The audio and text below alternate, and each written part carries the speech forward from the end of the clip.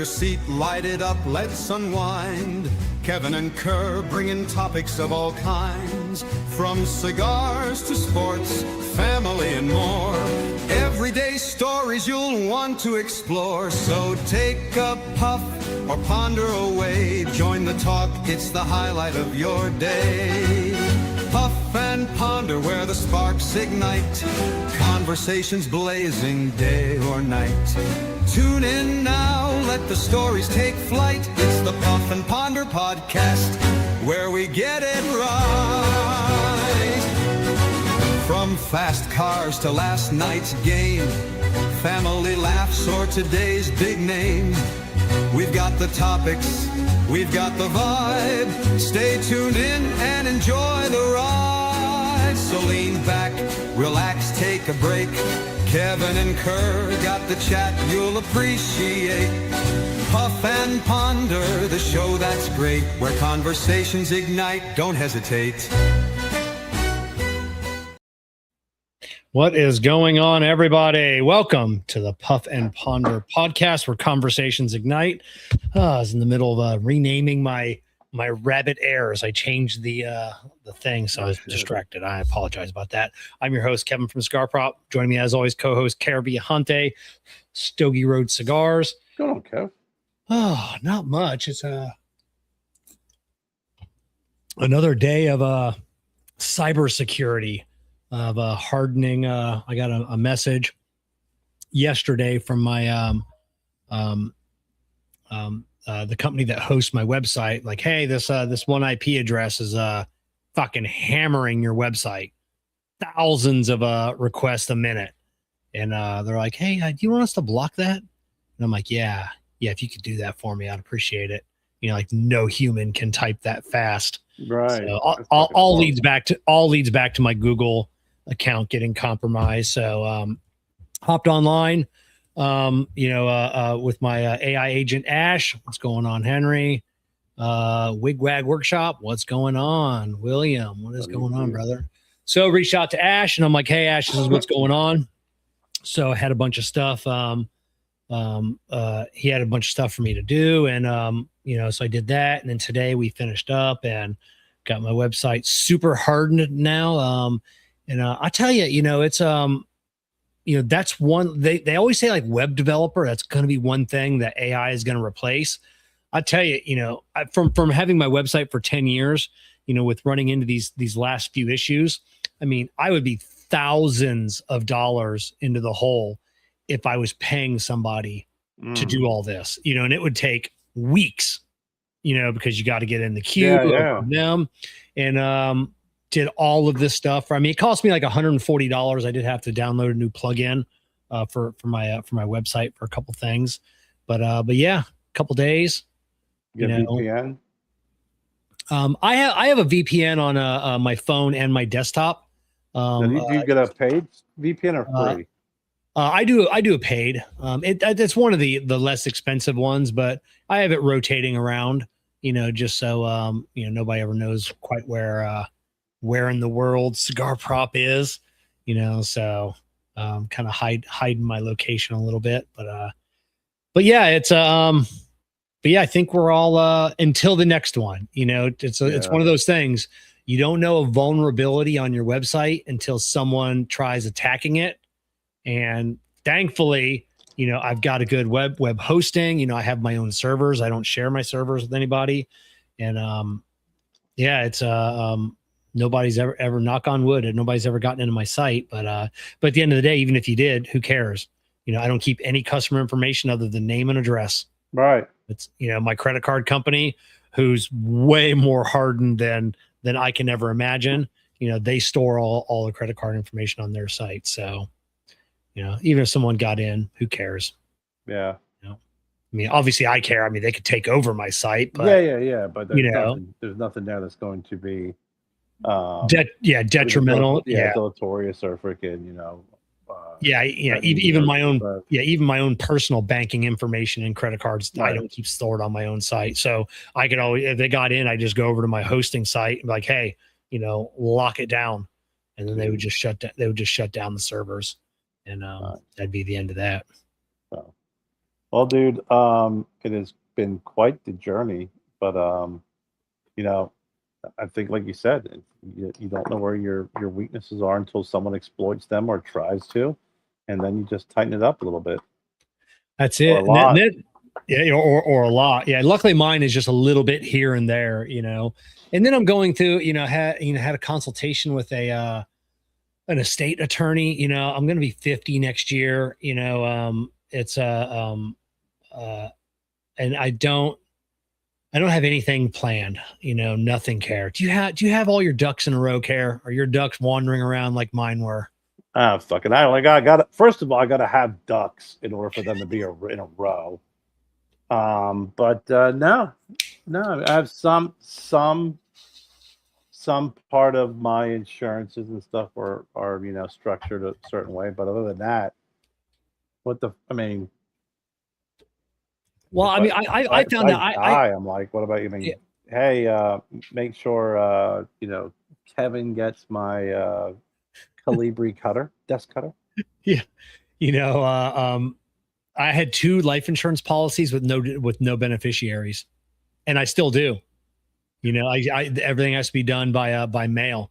Two policies, Wow, and with wow. no beneficiary.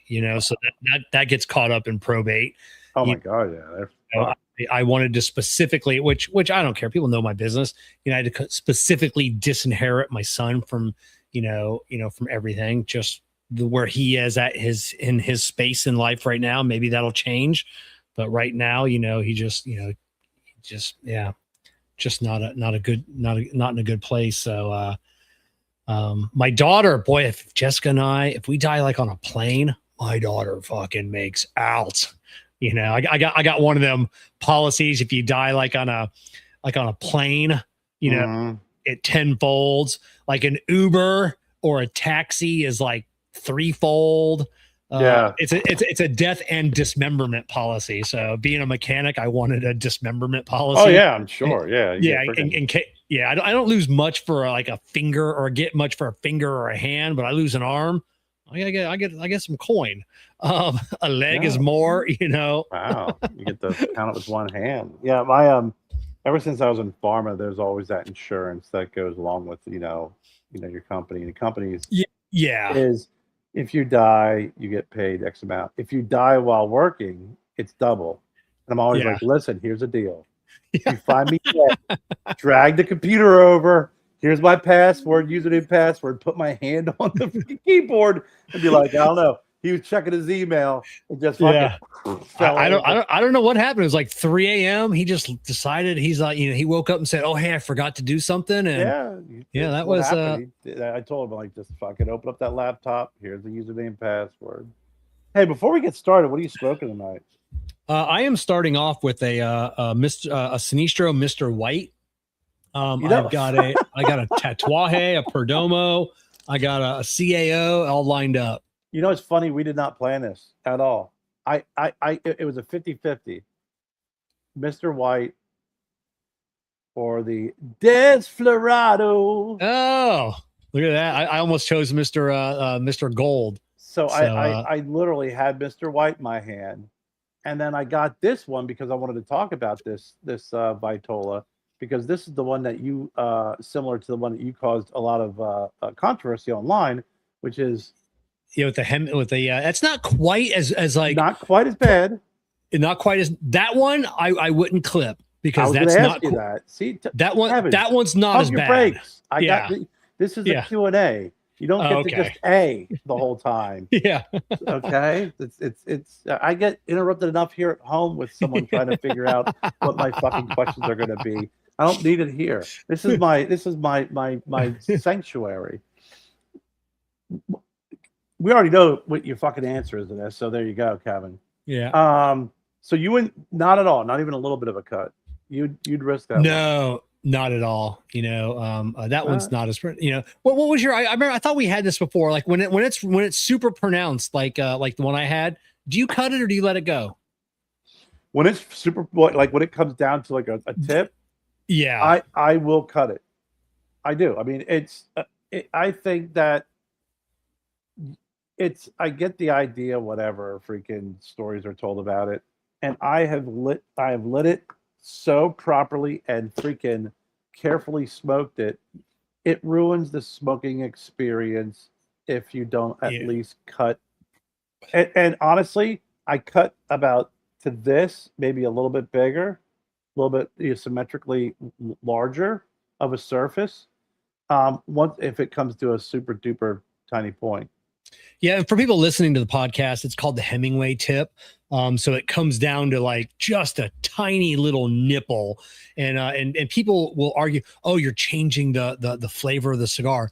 No, that cigar was designed with a tiny little nipple, so you could light it with a match, and then it would stoke that fire. And then you could light it on a windy day. You could light it on the boat. Hence Hemingway tip, and it would stoke itself, and then, but it care like you said, it more times than not, it gets away from you.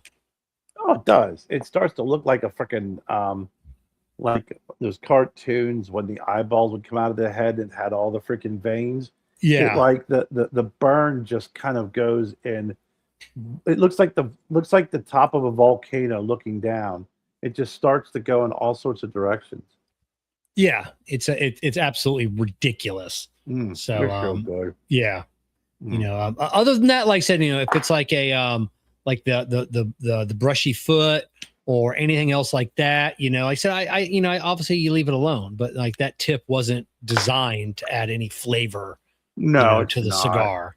It's gitchy. It's all it is, because everybody wants a perfecto, or diadema.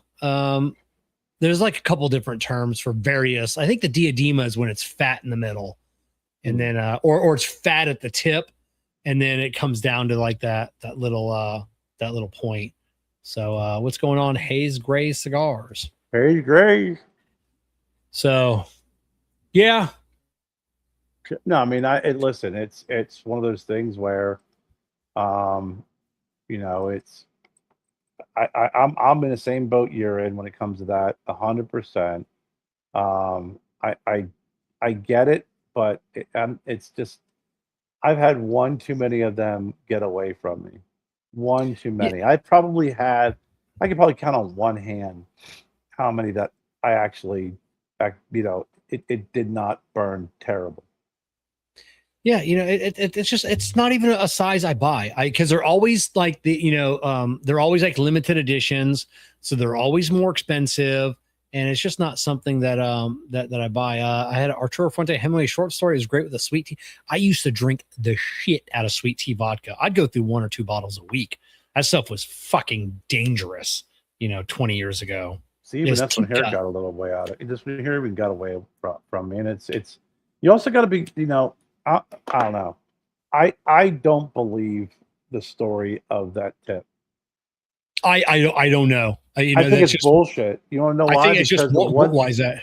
Because wind will impact the burn of your cigar, right? Yeah. Maybe that was their intention, but when you have such a small area and you light it, that wind, it's going to jack up the freaking the burn even more so than a regular flat foot. Yeah, I don't know. I don't know who I would ask. It'd have to be like Carlito, maybe old man John Oliva, one of the the patriarchs of this industry that remembers, Don Pepin would be a great one. Yeah. To ask, and then like that Pete probably knows, so, and Saka, Saka's got, I don't want to ask Saka. He just be like 20 minutes later, you'll get it'd be 20, 30 minutes later, and I still don't know why. Oh, fuck, Kevin. That fucking so. You know what, man? That is such a pain in the ass. Let me tell you something. Yeah. You come here with these questions. When I was about 10 years ago, and then you're like, son of a bitch. All I wanted to know is the history of this freaking tip. That's all I want, Steve. But even though I wouldn't learn, I would still learn something new. Steve would it'd be entertaining. Yeah. It'd be entertaining, it'd be knowledgeable, and you'd finally get your answer. But at the end, you're just like, when you ask a question, you're not going to get the straight answer. You're gonna hear 5 minutes of griping and criticism of why you asked that question. And it's his it's his buildup because he Yeah. wants to answer that fucking question because it's like all that knowledge up there, but he's gotta fucking make you feel Yeah. stupid. So 30 minutes in at the minute 31, he goes, yeah, it really is. After that Hemingway story. Yeah. That's right. You Yeah. know, and it's like, you could have said that at the beginning. That's why that's why I love Steve. I love talking with him. I always have, you know, and it's just You never know where it's gonna go. I mean, Yeah. and you know the when he fucks with you and he says that shit, it's all just out of love, and it's all kind of like it's all part of the process. It's Yeah. like, you know, and kids nowadays couldn't handle this shit. At least I don't think. You know, back when we were younger, like, you know, you're always like punching your friends, calling them names. You're always freaking ripping on each other, always ripping on them. Always, and it's kind of like that. It's like, you know, you're just getting ready to lay right into you where you're like, and you, I don't know how to, especially like these young kids at work, you know, that we've had. Like, I really don't know what to say to them. Like, so I just don't, you know, 'cause I mean, being a guy in a mechanic shop, you know, it's you know, be like your dad, you know, in 3 Mile, you know, that was that kind of talk, you know, and that, you know how there are words that we can't. Dad at 3 Mile Island, the shit that they used to do. Yeah, you know, there's words, you know, that we call each other that I can't say. I'd get me canceled. It'd probably get me fired if HR heard it. You know, it's how we talk to each other as guys. You know, like we've got like a female at work. You know, those guys joke around sometimes. I don't. You know, because she's super nice, super sweet, but at the end of the day, I don't know. You know, it's not like I don't trust her, but I don't know like what that line in the sand is, you know, and if you cross it, you know, there may never be coming back from that. So it's like I just don't talk about her. Simple misunderstanding, misinterpretation. I was actually talking to somebody about that today, and I said, you know, I remember I worked for a hospice company, and you know, the HR rep was a real, just not one of those people that not very good person, right?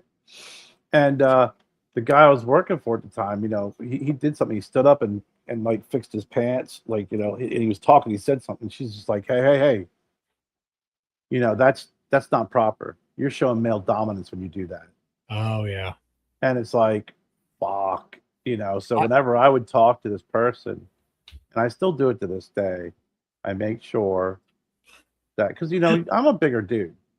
Yeah. You know, and when you're a bigger dude and your voice can be it can be a little bit more louder. Some would say intimidating. It definitely gets people's attention. You have to really watch yourself. You have to watch your tone. So I always make sure that I'm always focused on my tone. I'm always focused on my mannerisms, because you don't want to ever get even a little bit, because I'm a passionate guy, and sometimes when you're a passionate person, they could, you know, it can be taken the wrong way, and you have to watch it because there's some folks that'll look for that. Yeah, you know, like I said, you know, I told you a story about the kid, you know, trying to do alignments, and I was trying to be super nice, super like toned down. You know, I've been that way with customers, you know, where sometimes I forget what I look like, you know, on the other side. That's what I was going to say, man. You definitely, you know, you're not exactly freaking someone that you walk up to and you're like, hey, I'm going to ask Kevin what kind of freaking tofu he eats. Yeah, you know, so I had a lady, and it was one day earlier last week, and we're working out in the shop. We're hot, we're sweating. You know, this car pulls up like sideways behind a couple of bays, and we just like look out there, and like my hands were all up inside you know, a car anyways. And then one guy was up inside of a car doing an alignment or setting an alignment, a steering wheel, and then she gives that honk honk, and after only been there like 15 seconds. And I pulled my hands down and I walked out there authoritatively, and I go, what can I do for you, ma'am? And she's like, I need some air in my tires. I go, I'll be more than happy to do that. And I go, but please don't honk next time. Do you have any idea how rude that is? She goes, and she's like 70 years old. And she goes, oh, is that rude? I go, it's the same thing as snapping your fingers at a waiter. Of course it's rude. So Yeah, and about 3 hours earlier at breakfast, she was probably like, yeah. So she left. She just did a U-turn and left. And I'm like, then afterwards I'm like, oh God, this, me coming out there and then like yelling at you essentially, it's like the old saying, summertime, watch that tone. Don't fucking honk your horn at me, but man, you gotta watch yourself, man. You gotta watch your tone. You gotta watch your body movements, your mannerisms. Yeah. You really have to. I mean, it's. I had a customer complain once that I threatened her with a wrench, and I happened to be working on a car, and she asked me a dumb question, so I was talking to her, and then I was talking with my hands, and I had to have a big old wrench in my hand, and it's like so from across the shop or inside, if you're looking out the window and you don't know what's going on, here's me waving a wrench at somebody, talking. Like Costanza. Yeah, look at Coco. He's giving him shit. Oh man, that's funny. I don't know if you remember this, but it was last year, maybe a little bit longer. I got new glasses, and I went in because they were not done properly. The way that they did my bifocals, like the left side was very like they blended the bifocals into the periphery. It was really bad when I was trying to drive. So I had Jen in my ear and my Bluetooth, and I went in to talk to the person. I was engaging with the person who's working there, this young lady, and she was such a jackass to me. And I never raised my voice. At one point, when she did something, I put down my sunglasses, and she fucking freaked out. She was almost in tears, and Jed's in my ear going, "What the fuck's her problem? Like you have not raised your voice at all." I talked to her just the way I'm talking to you right now. I'm like, "Look, all I want is my glasses fixed. That's all I want. I don't know why you keep interrupting me. I don't know why you keep like getting loud. I just would like to either get you to check my prescription or to have the doctor re-examine my eyes. Somewhere along the line, something fell through the cracks." And she was like losing her freaking mind. And then I came back the next day and talked to the manager, and I'm like, "Listen, buddy, I don't like freaking getting people in trouble, but this is the way it was handled." And then when I went back to pick up my glasses, he's like, "Yeah, she no longer works here." And I'm like, he goes, "Look, it just wasn't you." So it made me feel a little bit better knowing that there were a couple other people that she acted that way to. But she literally went from smiles and hello to a freaking psycho in like fucking under a minute. And I was standing there like, it was like that, when they painted the fake eyebrows on Uncle Leo. And they're like, "Why are you so angry?" He's like, "What are you talking about?" It was the oddest thing. And I run into a few people like that you could be having a conversation like we are right now. The HR person in the hospice, I was talking the way I'm talking right now. And she's just like, "You really, you're getting very loud." I'm like, "I'm not getting loud." I said, I'm actually talking to you in a very calm tone voice. She's like, I don't even think you see how you're acting." Yeah. And I'm just like, are we on camera? Is this a joke? Because I have not raised my voice above this, and I have not. My body language hasn't changed, and you're acting like I'm Kevin with this wrench in my hand. Yeah, I know. I had a bad experience at my eye doctor too, and it was and I had to call back to the young lady that handles like all the prescriptions, stuff like that. It's kind of like different part of the regular eye doctor. And she calls me back. She's like, "Hey, what's going on, Kevin?" And I just, I'm like, just want to let you know what happened. And she, and she's like, "Which one up front was it?" There's only two girls up there. And I just go, which one it is. Like there's two up there. You got constant resting bitch face, and then the one that's always bubbly and sweet, that always has the line because nobody wants us to talk to resting bitch face. I'm like, which one it is. Like, take a wild guess. Yeah, take a wild guess. So, and it was, but yeah, I think my glasses have made my eyesight worse. I noticed that yesterday, and because I wear them at work now because I'm always having to read and see things up close. But it used to be, I mean, I didn't have an issue, reading or seeing small things. But now that I'm wearing my glasses, at work for 8-10 hours a day, when I take them off, I feel like my eyes, like my glasses have become a crutch, and my eyes have gotten a little bit weaker. I hear you. You know what's funny is for the last several years, every time I went to my eye exam, my eyesight improved. And I didn't wear my glasses all the time. I only wore them sometimes. And then I noticed the more I wore my glasses, the worse my eyesight got. I don't know if that's just freaking getting older, and this is my shaking my fist at the sky in denial. But I'm telling you, I had like 3 eye exams in a row where they were like, "Oh wow, like well, your eyesight's improved," because I have astigmatism. Yeah. And I was like, oh yeah. I mean, I was like, oh really? I'm like, yeah. I said, I don't wear my glasses all the time. I don't. I don't wear them when I'm driving. I wear them sometimes when we're watching TV. Now, like you said, I have 2 glasses now. I have these when I'm working, so I can read everything up close because freaking I'm blind as a bat now when it comes to that. And then I have my other glasses when I watch TV. Yeah, it's the TV and all that, not an issue. Me, looking like really like like this band, like right here, like right in front of me.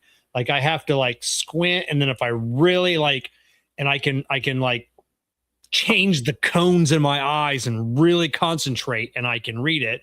But with my glasses on it, I can just read it, right? Rods and cones, Jerry. Rods and cones. Rods and cones. And then at work, obviously, they double as my safety glasses. So so they're always on. But yeah, my last eye exam a few months ago, the girl's like, "Why do you wear glasses?" She's like, "You're 20/20 vision." I go, "Yeah, but it used to be like 20/10.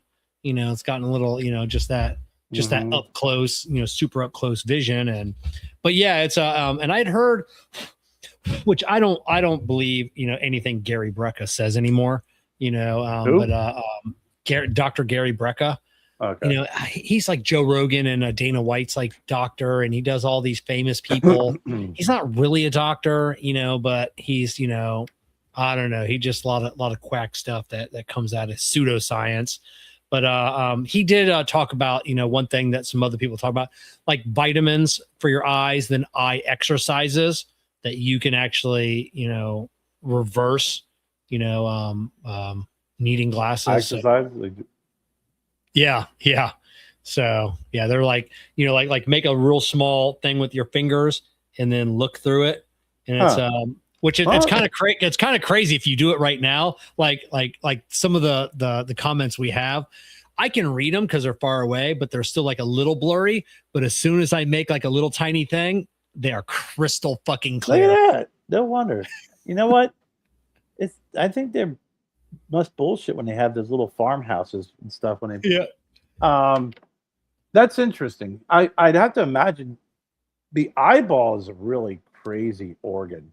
Oh, it is.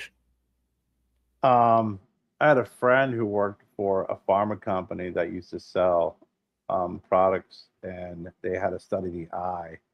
And you would have thought that they were freaking studying a fucking UFO, or I mean, it was so many layers, so many freaking. I mean, your eyes got like 20 plus. It's crazy, just the complexity of the human eyeball. Oh yeah, once a year I got to go into a specialist, an eye specialist, and to have my, because I'm blind in my right eye. I've got a benign tumor on my optic nerve, and there's like a scratch at the back of my eye, possibly from like an infection at birth. They're really not sure, but they just keep an eye on it, make sure nothing's getting worse with my eye. So they have to do an ultrasound like every other year. They get like the jelly out, like you rub on the belly, and then they like numb your eye, and then they like take this device, and so then I get like this beautiful picture. Like, I mean, some of the photos, I'm like, can I print that off? Because it's just, when you see like the eye, it is just amazing, man. Amazing. All the veins and the layers. And if you're blind in one eye, how are you 20/20 vision?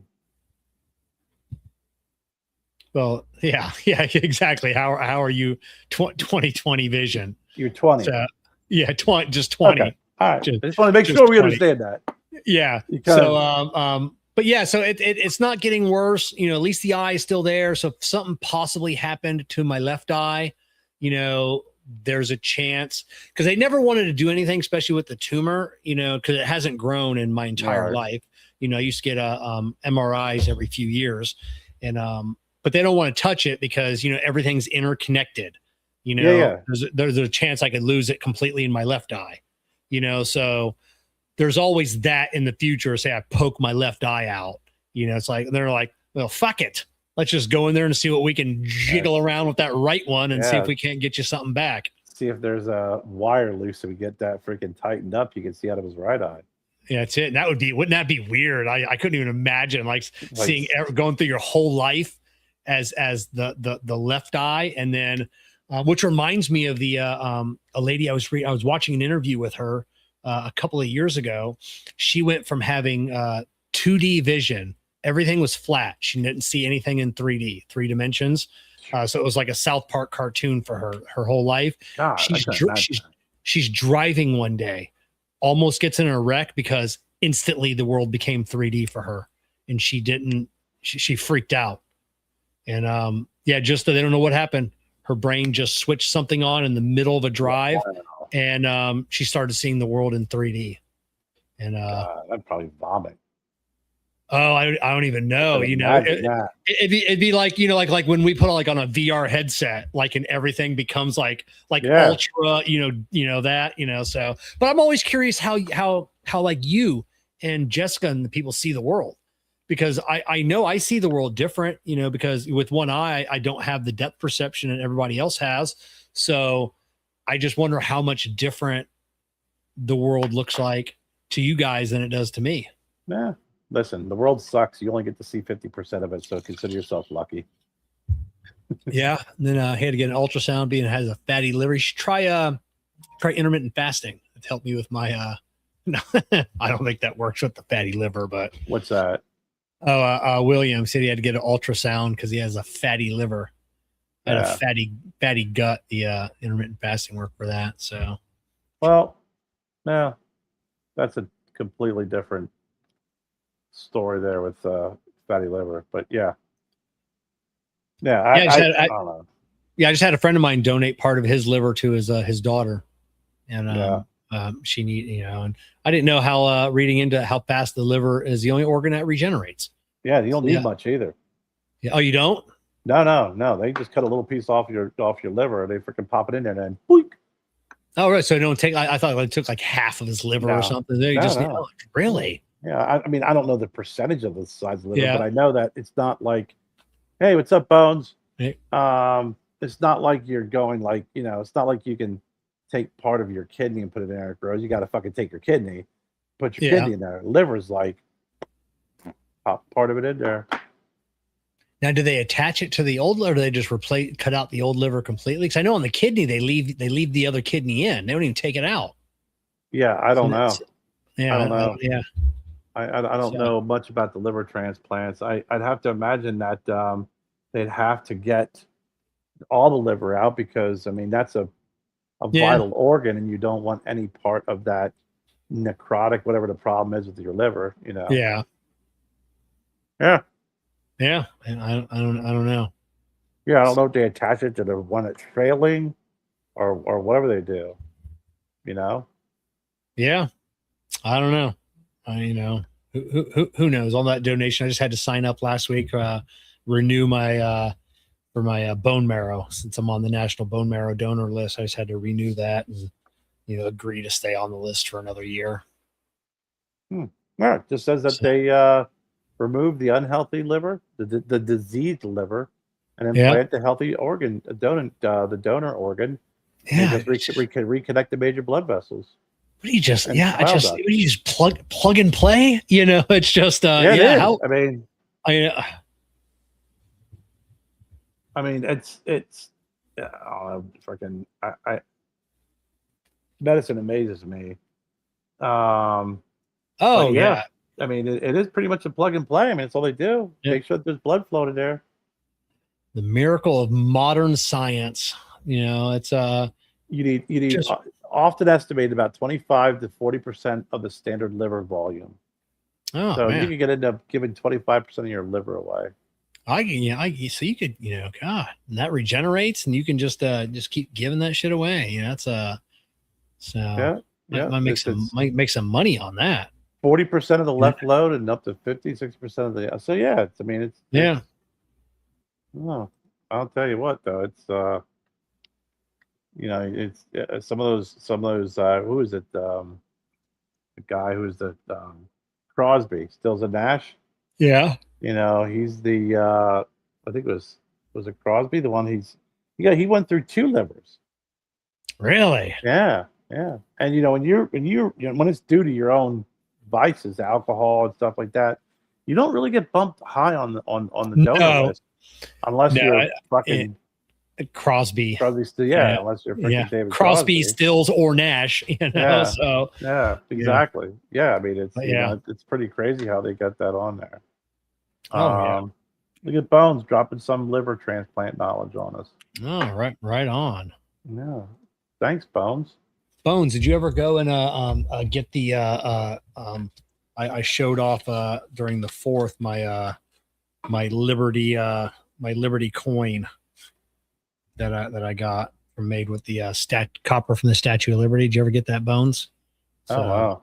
Oh, that's right. You were talking about that. Yeah, super cool. Oh, and then I was looking today for airline tickets to and just I hate airline tickets. If you book 6 months in advance, you can get a ticket for $200. You book a week in advance and it's $1,000. Yeah, terrible. Because I wanted to go to Columbus next week, and because I just found out today they're finally tearing up the turf of the shoe, which like all college, and like every 4 or 5 years they tear it up and they replace it, and then I'm assuming all the college teams sell their turf like Ohio State does. I'll buy a little section, comes in a commemorative, or you can get it.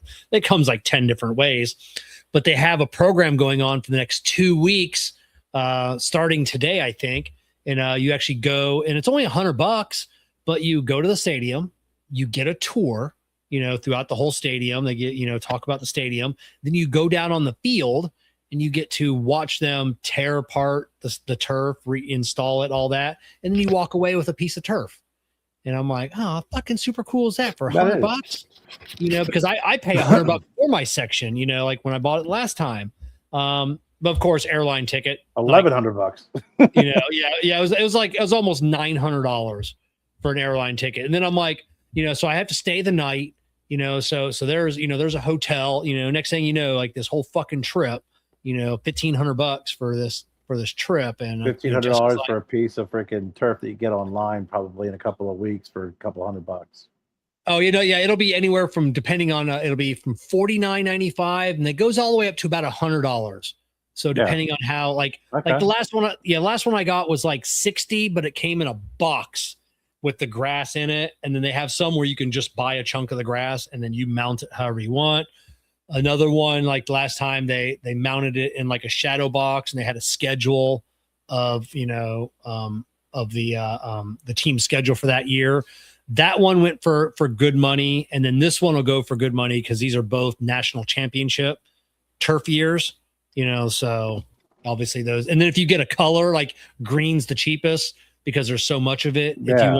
If you want all white, it's a little bit more. If you want all red, it's a little more, because like Michigan Stadium, there's only the yellow in the middle, or the whatever maize you call it.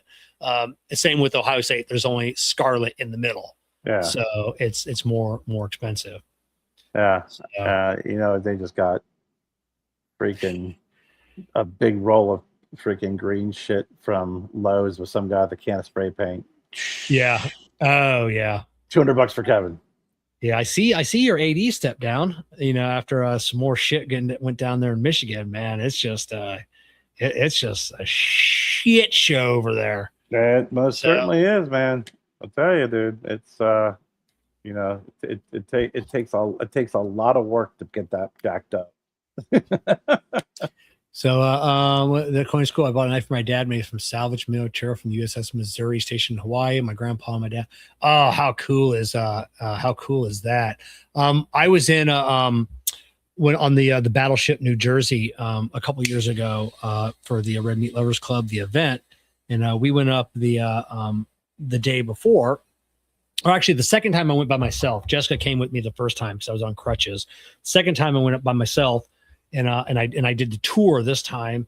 And in the ship, where they cut out a big hole for a to give tours, basically, for that, and then the metal was still there, and it's like an 8-inch chunk of fucking metal, 6 feet tall, 3 feet wide. And I mean, it probably had to weigh well over a ton, sitting there.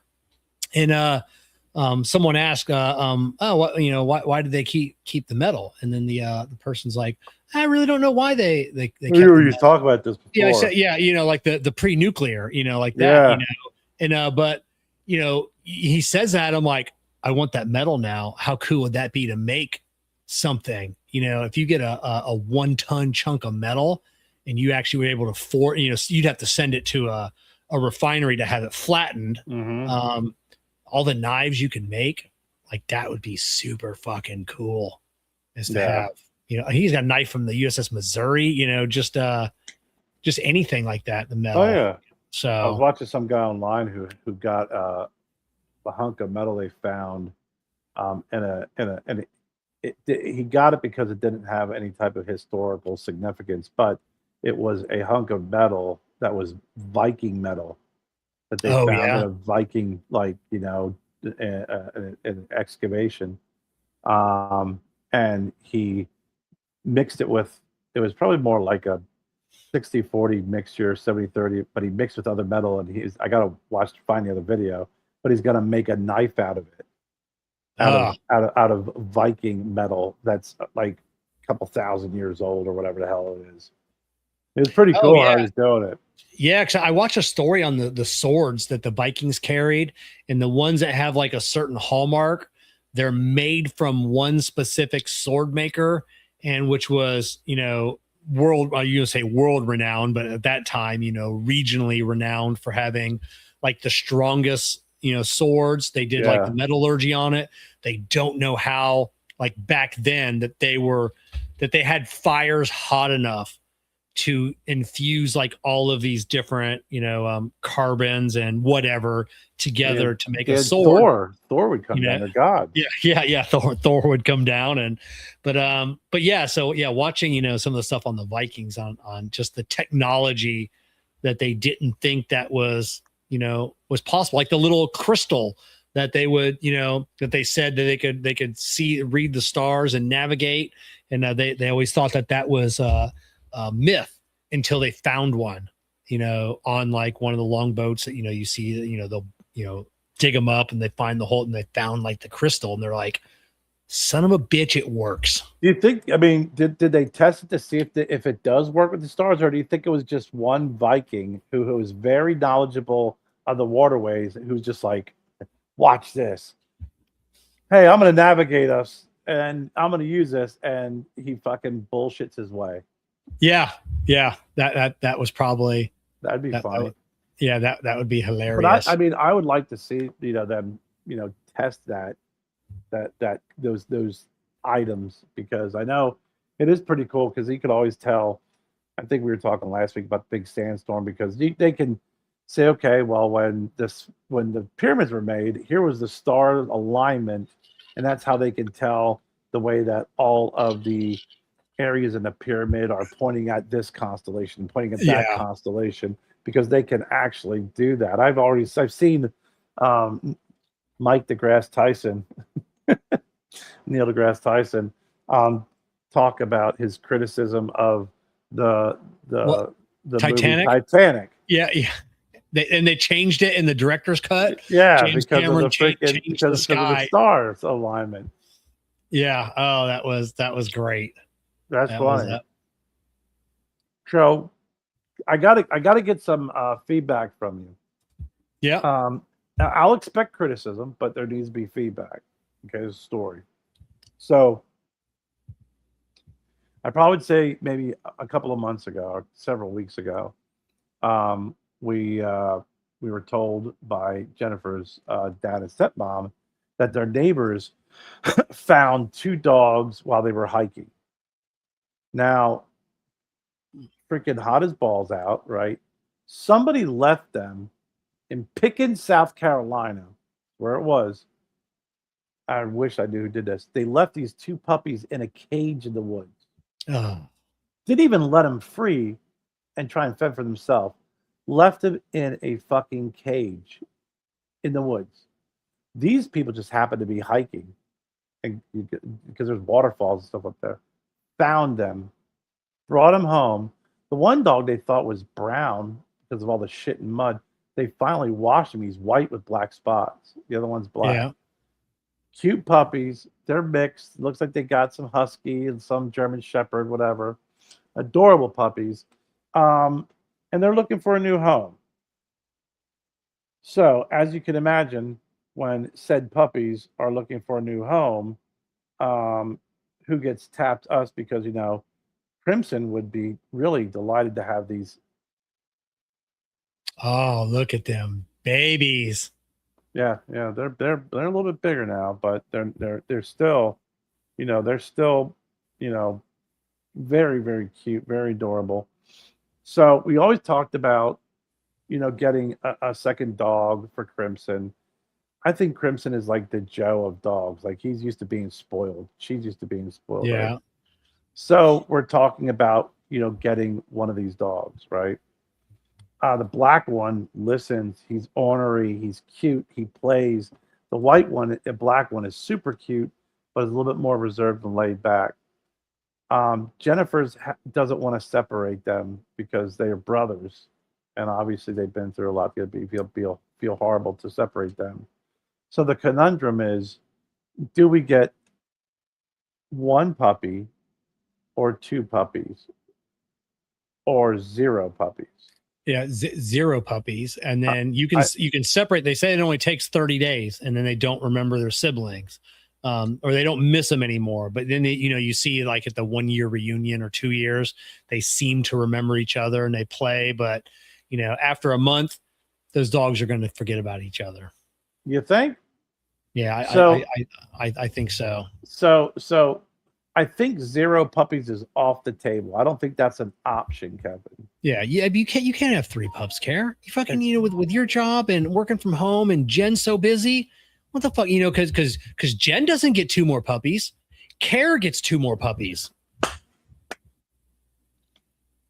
Jen gets to come home after a long day at work and play with the puppies that have already been out several times. They've been fed probably, and now they're just playing. That's what Jen gets. I will give Jen credit here, okay? Because when we got Crimson, I didn't want another dog. Yeah, I didn't. We lost Cooper. It hurt so much for me that I didn't want another dog because I didn't want another animal dying.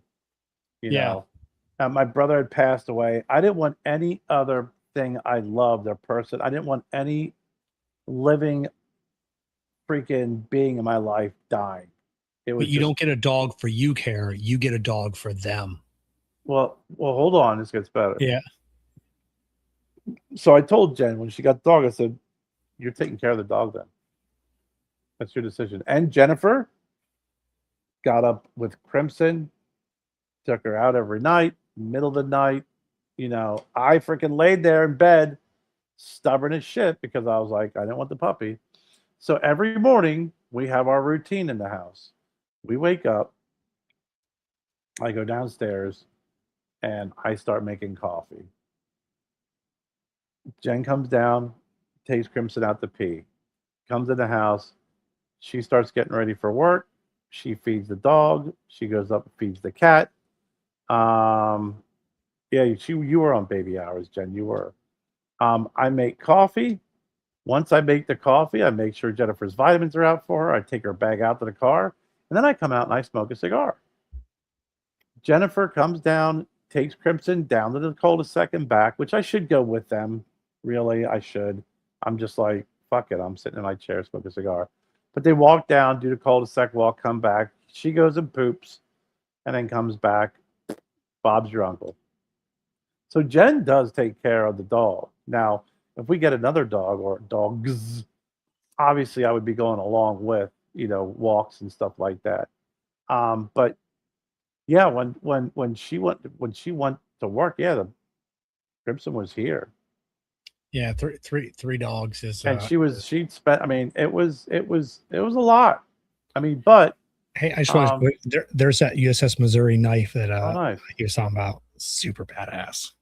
But yeah, it's two puppies. Yeah, so someone else in your family needs to get one of those puppies. You take the other one, and then y'all can get together.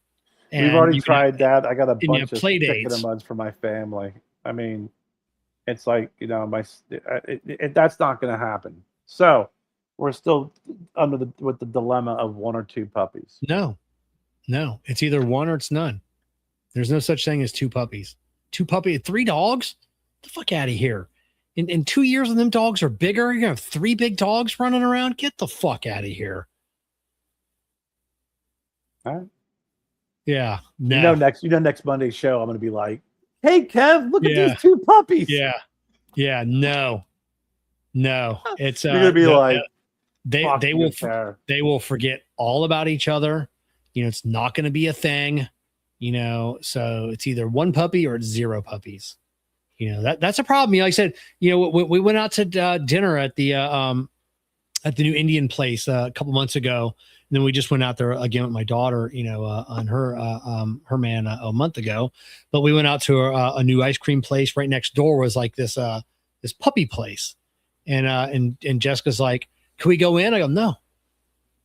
She's like, what? And I go, we're not going in. Get in the fucking car. We're leaving. We're not coming home with a puppy. I go, I know we're not, because we're getting in the car and we're leaving. The odds go dramatically in the favor of going home with a puppy when you walk. Yeah.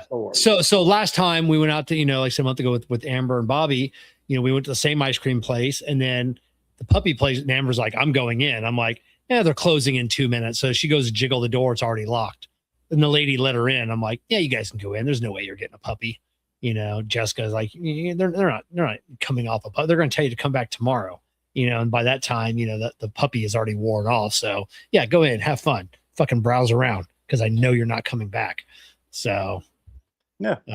But yeah, you get some. Yeah. Well, appreciate your input on that. It's either one puppy or no puppies, Jennifer. Yeah. But yeah, that was or Joe gets the other puppy.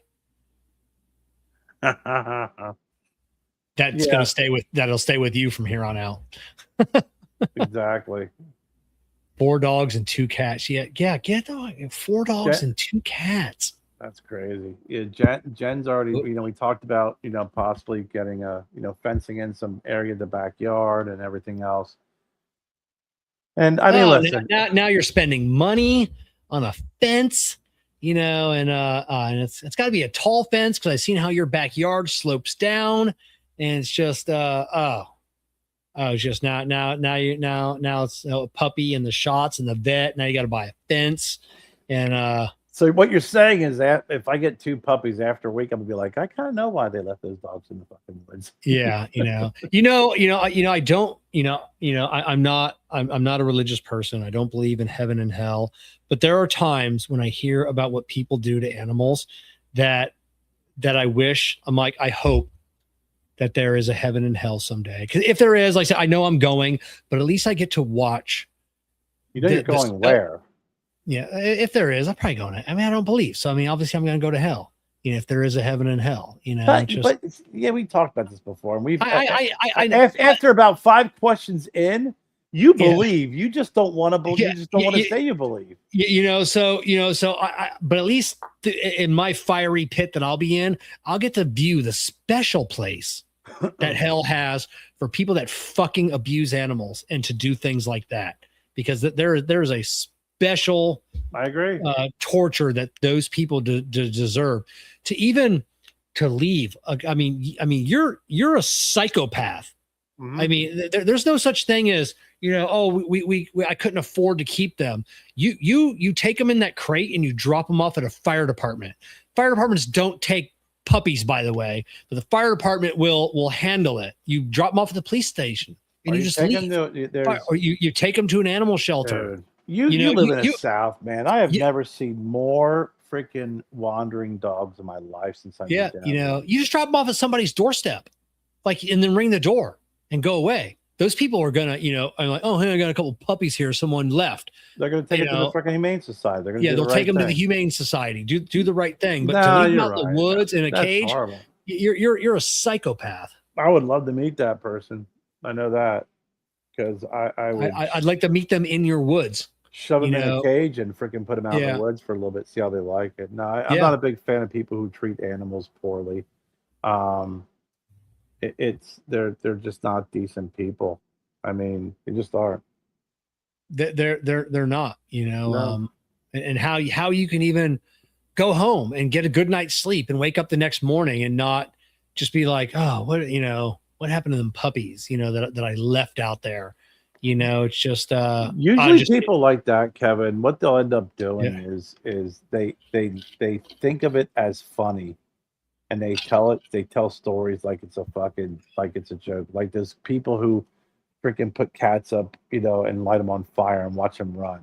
They laugh about it. They joke about it. They think it is hilarious. It's entertainment for them because they don't, like you said, when you're a sociopath or you're a psychopath, you don't have that part of your brain that has that empathetic and freaking humanistic freaking, values. You just don't. You're just a piece of garbage.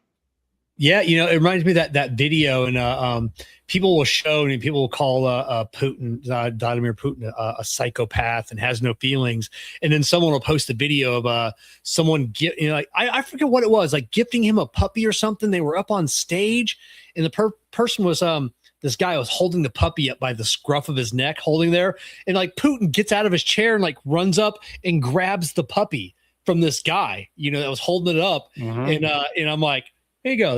There is something inside that man that is good and decent for him to run up there and just be like, what is your problem? It's like you murdered 7 of your political opponents, but you hold puppy by scruff. You hold puppy nice and you hold him like this, like baby.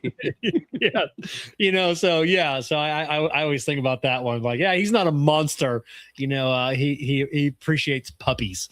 Didn't you poison one of your freaking political opponents and have another one shot?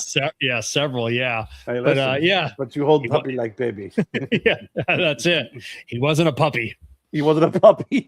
Yeah. So okay, that's good. One or 0 puppies. I think that's a pretty good. A pretty good advice. Are you at a point in your life where you can take on another puppy? Or just I'm not. Like, we have two. We have 2 dogs, but stairs, let alone, what I'm saying. I mean, honestly, I got that whole debate whether or not I'm like, okay, I got to go see the doctor again for my knee, maybe one more shot.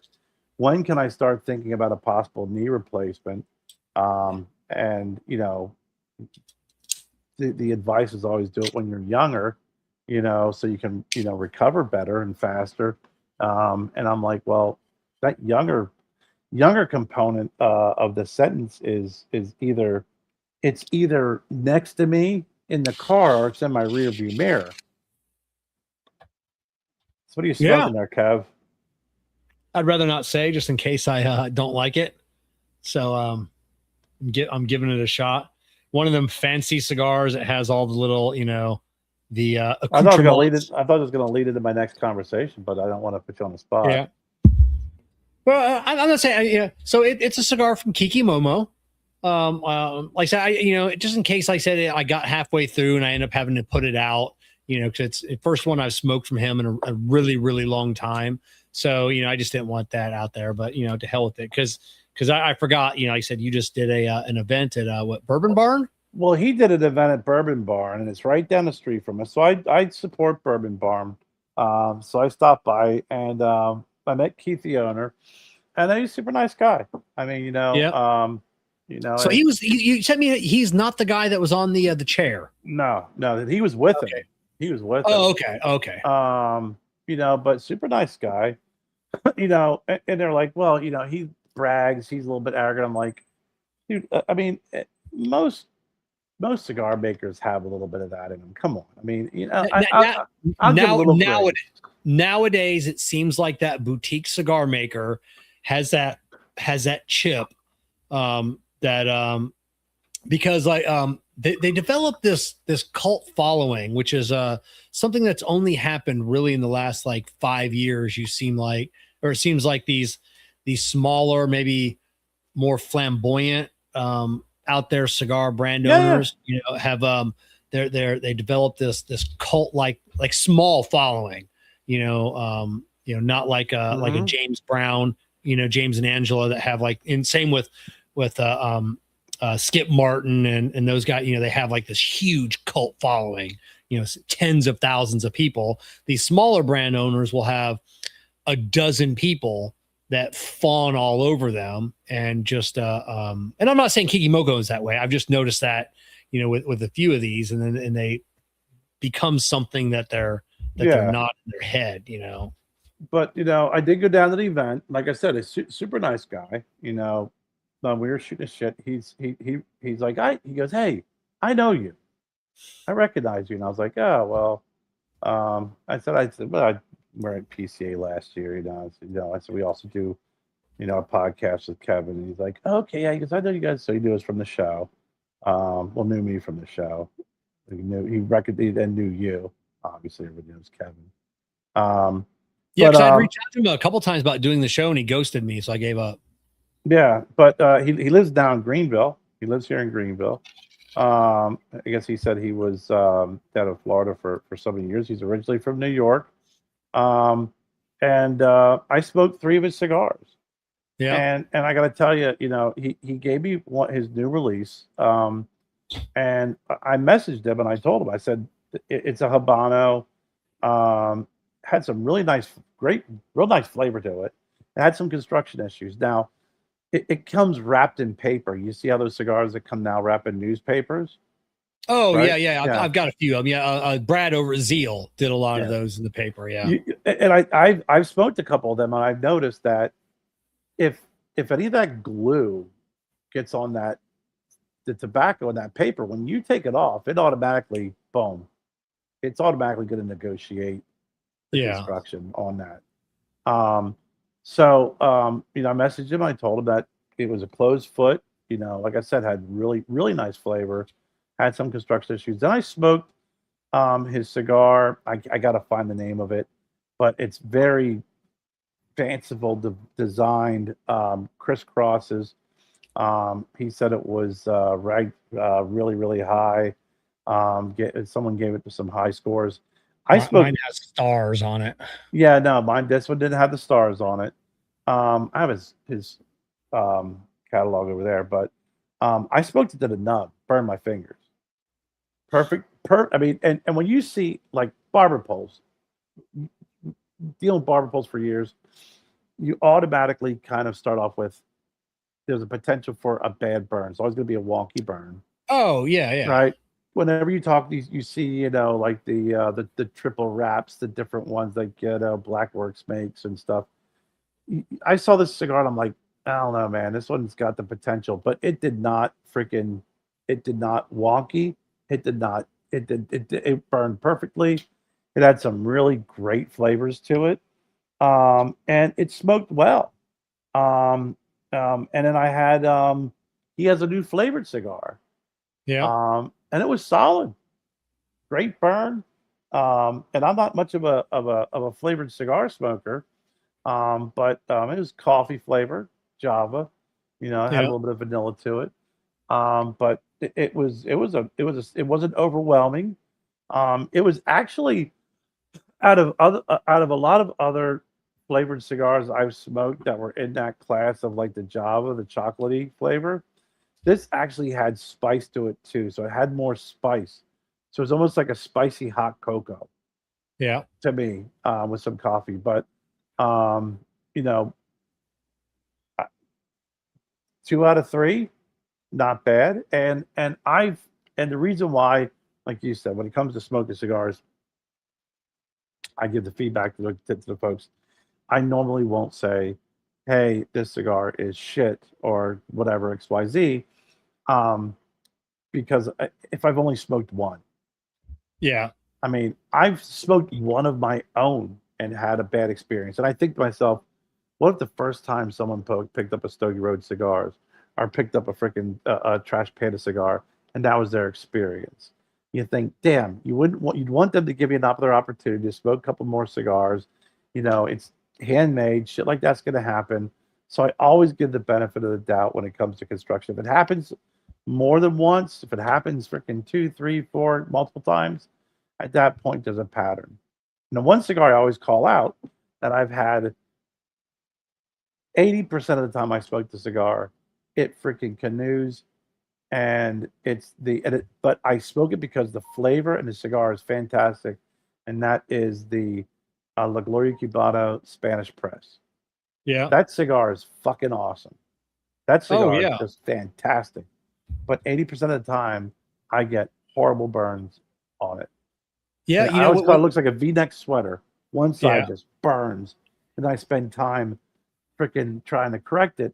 But I don't mind battling that cigar because the flavor for profile on that cigar is fantastic. Yeah, I was having a when I got my 10th anniversary in, and I was smoking them, and man, everyone just burning fantastic. Flavors were good. We go up to an event. It was for Mike Rosales from Roma Craft. It was his birthday. My buddy Ray, we were doing a little birthday party for Mike, and I know Mike always brings cigars, so I brought a couple of mine, and I didn't want Mike to smoke it right in front of me. I'm like, hey, take this home. He smokes Right. one up. Fucking won't stay lit. Has to light it like 12 times. Burns wonky. And he looks at it and he goes, "They're handmade. I understand." And I go, "No, it's because now it's like fuck." Right? It's just like I'm watching him struggle It's a with kick my in the cigar, balls, man. It's a kick in the and balls. I didn't have another one, or I'd have taken it out of his hand and like, "Can you please try this one, another one?" And it's Look just over like, there, Mike. Before to be speaking of boutique brand owners, who sent me a connection request on LinkedIn today? Jake Nobles. What? Jake Nobles sent me a friend request on or a connection request on LinkedIn. The Duke. Oh, really? Yeah, Jake Nobles. And I'm like, that's a weird connection request. So he sent it to you? Yeah, he sent it to me. On LinkedIn. Oh, really? So yeah, I mean, I didn't get a chance to go over. I forgot about it until we started talking about boutique cigar makers. I'm like, oh, that's right, Jake Nobles. Sent me a connection. Yeah, you said the request. name. I'm like, I kept thinking of Jake Wyatt when you said Jake Nobles. Yeah, Okay. the Duke cigars. The Duke cigars. Yeah, I remember Jake Nobles. Yeah. Florida humidity. You know that. Yeah, dude. What I've been struggling with lately with some of these boutique makers. Man, cellophane is just. I know cellophane's hard right now to get good cellophane, but man, some of these boutique makers, I don't know where the fuck they're getting their cellophane from, but this stuff, I mean, it's oversized. You take it off, and it's like super crinkly, like Mylar, and it's just like if that's my first, introduction into your cigar is the shit cellophane.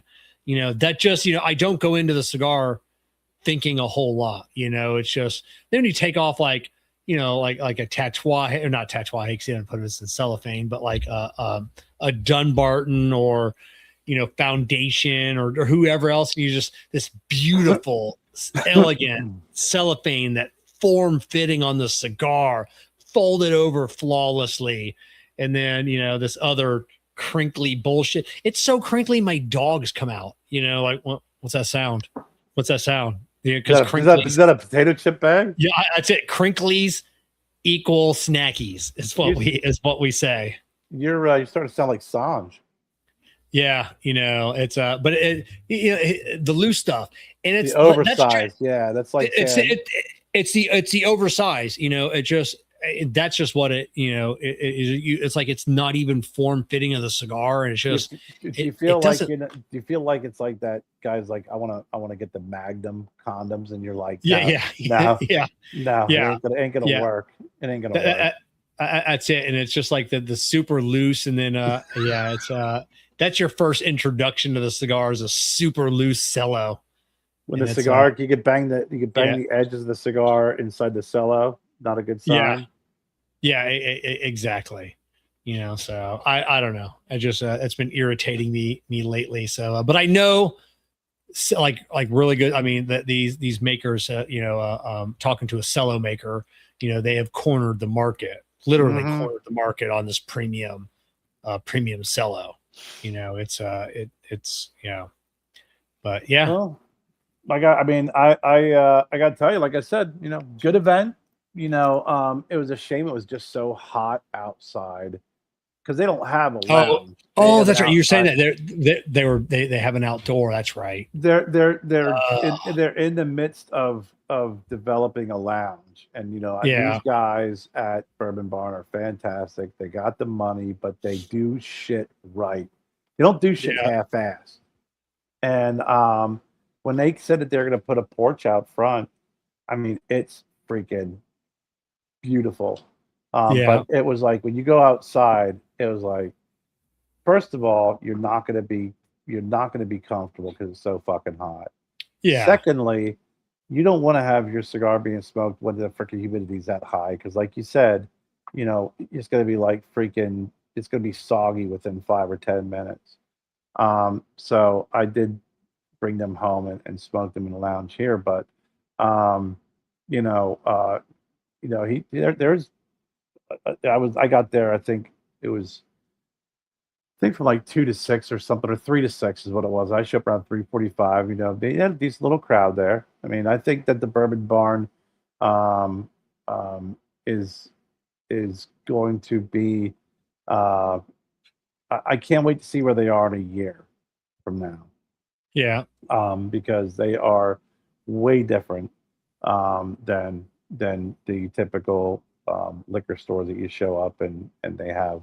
I mean, I always thought Caitlin when she ran the Wine Express humidor, their humidor was exceptional, and you could smoke outside again, on picnic tables. But man, these guys here, everything is clean, everything's beautiful. They have a freaking food truck. So on a good spring day or a good fall, like during that period of time, I think they're gonna freaking kill it. They're gonna do well. And then I had my internet died on me today. I was like noon. Jen pulls up after visiting Joe down in St. Augustine. She's up. She was away for several days. And I realized just how boring I am. Like she goes away and she's like, "All right, I'll see you." And I'm like, I got the house to myself. yeah, I can go out. I don't have anybody freaking hounding me about what I'm eating, what I'm drinking, what I'm smoking. I could do whatever I want. And I realize I'm just fucking boring now. Like, yeah, yeah. When Jessica went away, I worked till midnight every night. yeah, I just worked more. yeah. Me and Krim hung out. Even Krim was a little bit friendlier. Wyatt was here. We hung out. All I did was watch TV, smoke some cigars and just, enjoyed, but then I was like, man, I miss Jennifer. I miss talking to her. I miss hanging out with her. Um, so it did make me always appreciate, my relationship with her. But yeah, when most guys are like, oh, the wife's going away, let's go golf and let's go do this. I'm like, no, man, I'm pretty cool with what I'm doing right now. I'm pretty Yeah, yeah. I just comfortable. yeah. I'm gonna get some more work done. I'm getting Yeah, some more work done. Like you said, sit in front of the computer a little bit longer. But today, as she was pulling in, I went out and met her, brought her luggage and bags in with her, and then freaking grabbed my computer and all my stuff because my internet had just died, yeah, and it was not a normal. Up, internet's off. Up, pop back on 2 minutes later. I called.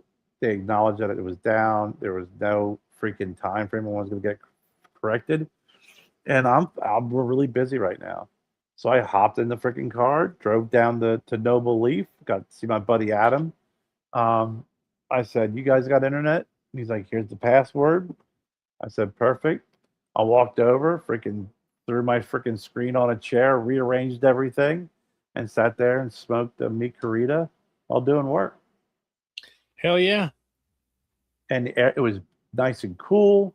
I had some freaking reggae going on in the background, and I'm like, Daryl and I were messaging each other back and forth. He's like, "Oh gosh, life must suck right now." And I'm like, I'm weird about my work environment. Like I know. I like it quiet. I like sitting at my desk. I like my screens. I flow very comfortably with it. If you take that and even make me go into the next room, it just fucks me all up, you know. But I mean, I've traveled so much, and you know, I break down stuff. I mean, I had a one of the screens that were freaking mounted. I had that removed. I had everything packed up. I was out the door within 5 minutes. Had everything set up in 5 minutes. I got all my work done I needed to get done today. Looked at Adam. Thank you very much. End of day. I have a beer. Finished off, you know, the cigar. Boom. Came home and had dinner. Yeah, you know, even when I'm in the lounge, like I said I get all my best work done sitting at my computer desk, like where you are now. You know, 99% of my time in this lounge. I have a beautiful cigar lounge in my house, beautiful couch, chairs. I'm sitting around the corner in my office in my roll around chair, you know, smoking a cigar, you know, sitting in my That's where you get computer. work done. Listen, Yeah. I used to love when I traveled and I worked my first couple of years with my company. I traveled 90% of the time. And that's where the Viajantes came from, this Viajante Yep. Stogie Road. Um, I would visit cigar shops, and at the end of a work day, I would end up my day and finish up some work. So I liked being able to sit on a chair and do what I had to do, blah blah blah blah blah. But now that I can do everything here and I have everything arranged, even my pens, I just feel more comfortable here. My lounge chairs are for lounging. They're not for me Yeah. to sit there and do work. If I Yeah. do work, it's done here. Everything on that side of the desk is the lounge. That's where the chairs are. That's where the TV is. That's where the PS5 is. That's where I'm going to freaking play and freaking smoke or watch TV. Over here, it's freaking work or it's the podcast or Oh yeah. cigars. Yep. Kevin, he loves Skip's Candela. Skip makes a great Candela. If you like Candela, you got to try Apostate, the Feathered Serpent. Hands down, it's the best Candela on the market. I love Roma Craft's Candela. The one from Apostate's better. I just got a memo from or a message from Brandon over at Apostate. They're the cigarillos just arrived at the warehouse. Ooh, So yummy. I ordered 10 boxes. So I ordered 1,000 of the cigarillos. So we're gonna have those up on our website. About half of them. And then the other half, Jessica's going to buy. It's going to be Jessica. Jessica's going to walk around with a backpack. So she's actually got a code that she actually does have to purchase them. You know, I can't give them away, but she has to go on my website and then has to buy them. She's paying cost for them, you know, cost plus, you know, taxes, Yeah. you know, but they'll still be, you know, next to nothing, you know. So since she smokes so many during the day. So she'll at least save some money. You offering free shipping for her?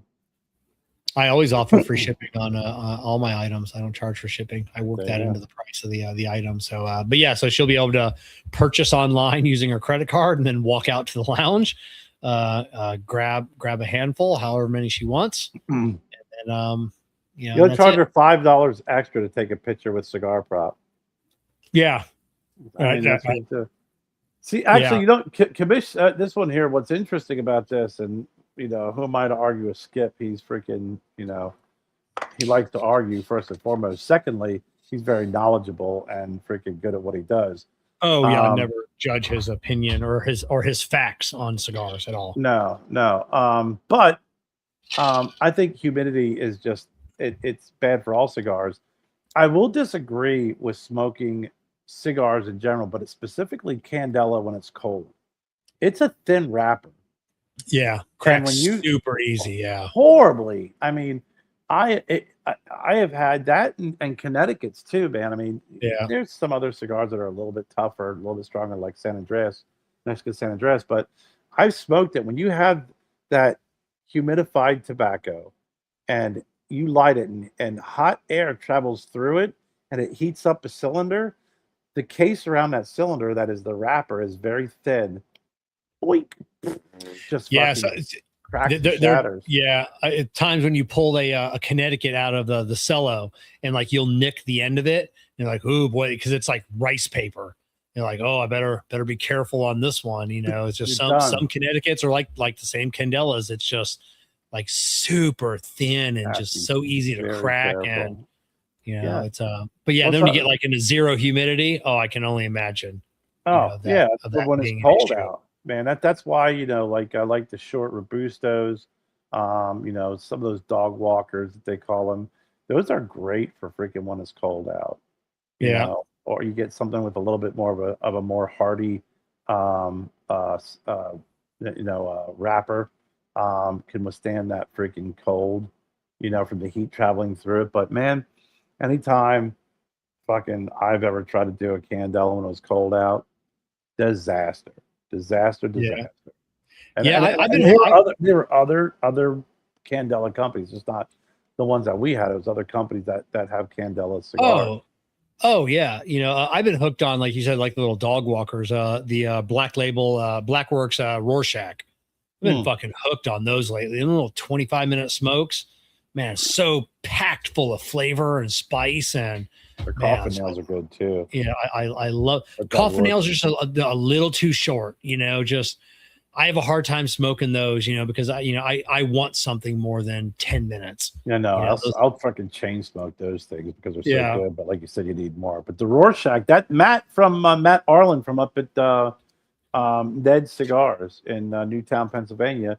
He's the one who introduced me to Blackwork Studio many, many, many years ago, and he introduced me. His favorite cigar is the Rorschach. Yeah. Oh yeah. Okay. Yeah, Yeah. Great. yeah. Great. Yeah. He's Great. he's the one who gave me the killer. He gave me the Killer Bee cigar, Oh, and it okay. was probably about 8 years ago. Yeah. He gave me a Killer Bee seven, Did, eight did you years get ago. did you get my message the other day? Lee Mack moved to Florida. Yeah, yeah, Jacksonville. Okay, I messaged and then I forgot. I've been so busy, you know, I haven't been keeping up on our chat lately. But yeah, he says definitely uh message him next time you're coming down to Is his St. number still the Augustine. same? Yep, yeah, everything's still the same. So Let me make sure I got his number.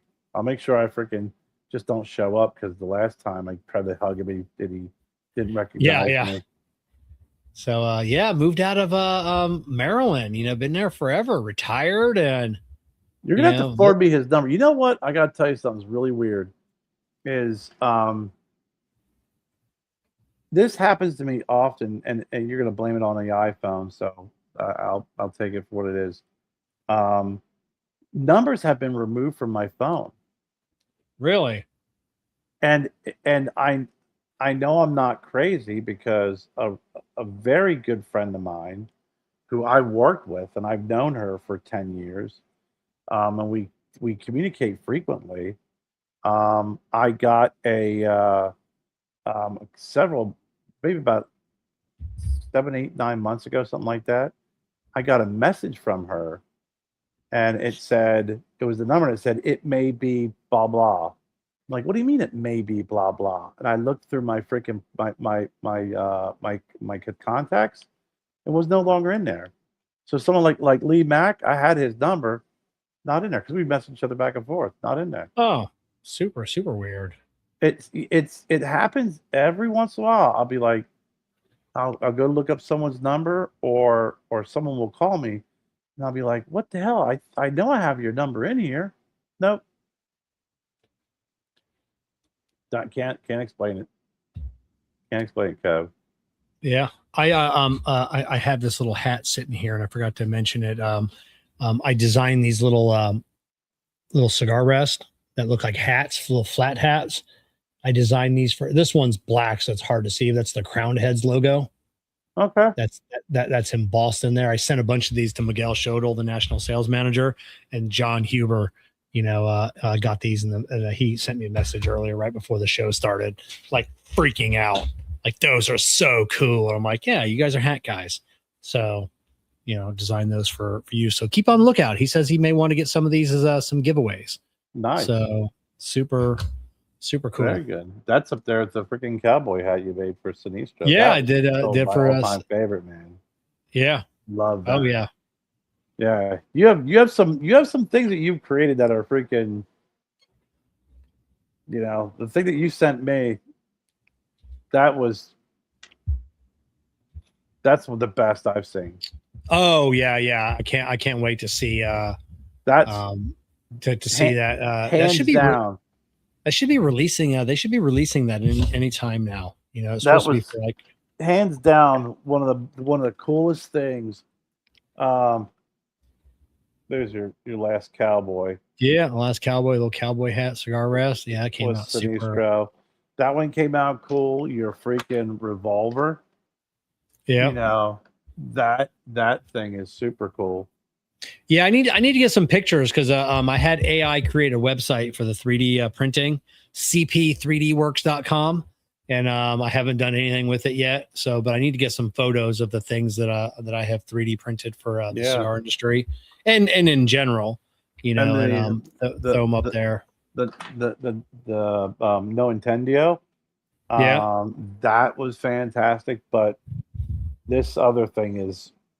Fucking. Yeah, I think it was he needed that for like the 20th or 21st, which I just realized it's like the 20th right now. So people should be seeing that hopefully being released any day now, with the I don't know what cigar is going with it. So it'll be super cool to see that.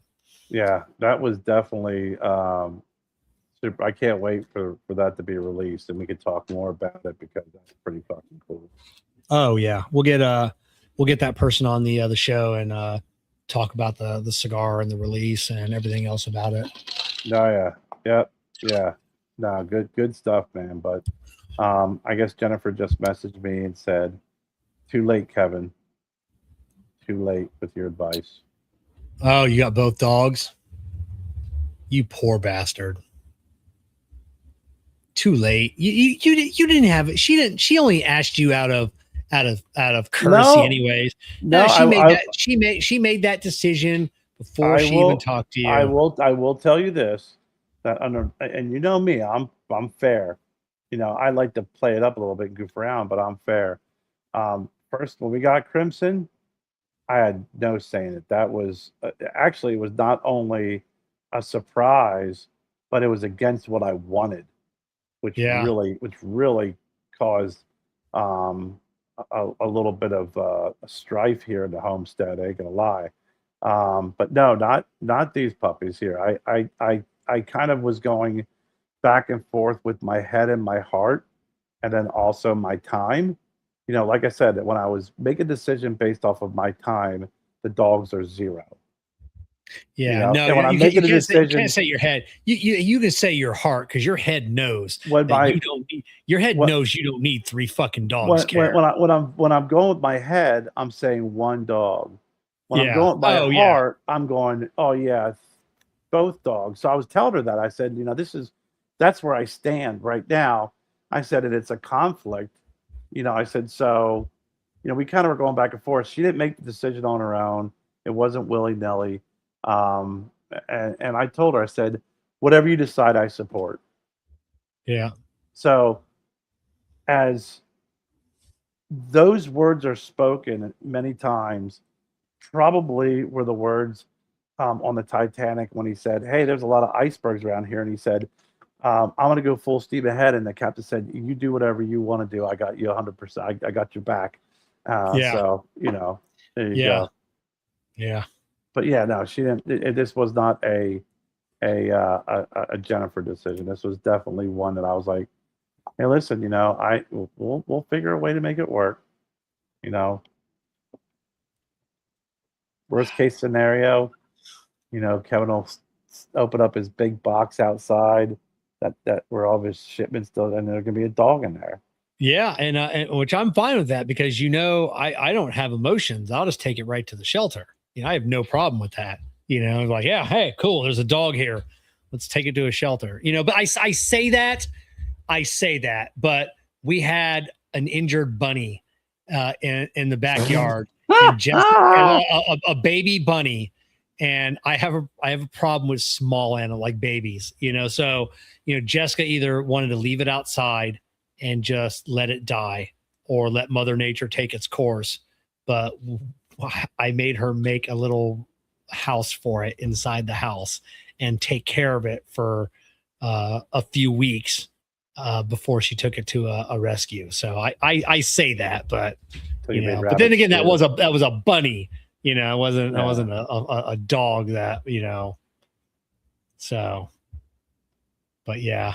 It's but we've got 2 dogs, and 2 dogs is a lot. So it is. Most certainly is. Yeah. But we'll always have dogs though. You gotta have a dog. There's just no better pet. Cats, who cares? Cats are dumb. Lizards are dumb. Snakes are dumb. Whatever other dumb creature you have, turtles or parrots, there is just nothing. There is no love like a dog. Like, my dog looks at me like I am the most important thing in its life. Just when you see that in the eyes of a dog, man, it's tough. Yeah. Mine looks at me like that, and it goes around looking for Jennifer because I'm second fiddle. The only time I get that look of love is when I'm over by the refrigerator where the dog snacks are. Oh yeah. Yeah, I found it. Speaking of turtles, we have this turtle that kind of is on again, off again in our property. Like, it'll pop up one day, and for some reason, like, when you're walking around, like, I've almost stepped on this turtle, but when my foot hits the turtle, I know it's not normal ground, and I know it's not a normal rock. Yeah. So it stops me from crushing this turtle. So the last time we were out, we found a turtle, and I did what Jen asked me to do. I put a big J on its shell. So now we know that Jen's turtle is now marked with her J. Is that legal? You allowed to molest animals like that? I didn't stick by marking them? marker in its private parts. I didn't molest it. Well, yeah. I put it on its shell. Yeah. I mean, touching an animal's molesting it in any way. I mean, Well, molestation, I think, is more of intention to harm. I don't know. Maybe in Florida we have different. Maybe in Florida it's different. Yeah. We talk about the molestation of animals. Just literally just harming them. Yeah, just even like we have like a gopher tortoise here, which are a protected species. If you see one crossing the road, even just like picking it up to help it crossing the road, to cross the road is molesting the turtle.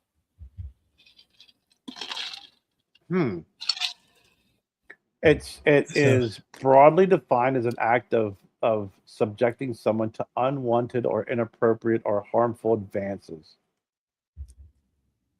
That's a someone. Yeah, someone, not something. Well, well, I mean, it's the same thing with animals. It's the unwanted, and it's the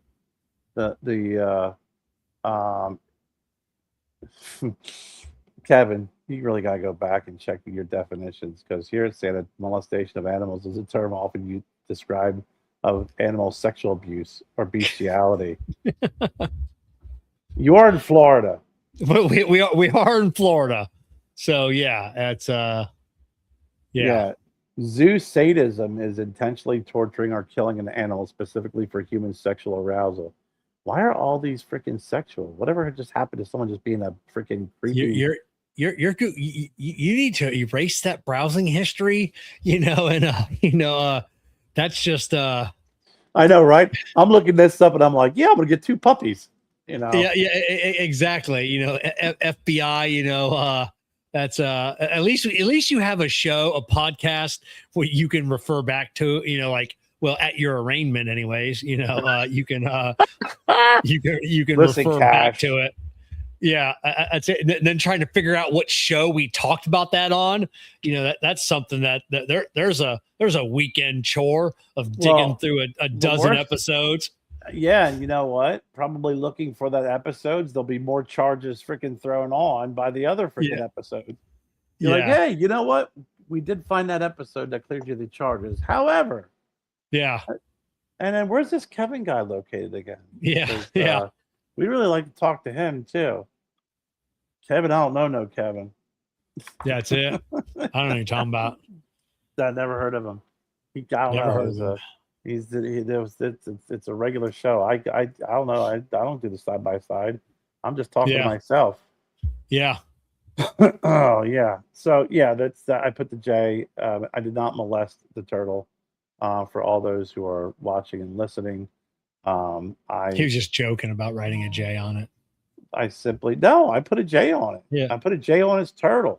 We just agreed to the definition of what that molestation is. You, for some reason, keep trying to reference something in Florida, which anybody who's watched Florida Man realizes that when you start talking about these definitions of Florida, it could go anywhere in any direction. Yeah. So I don't know why you're insisting upon it, because it's the molestation of animals you're talking about. You're a little creepy.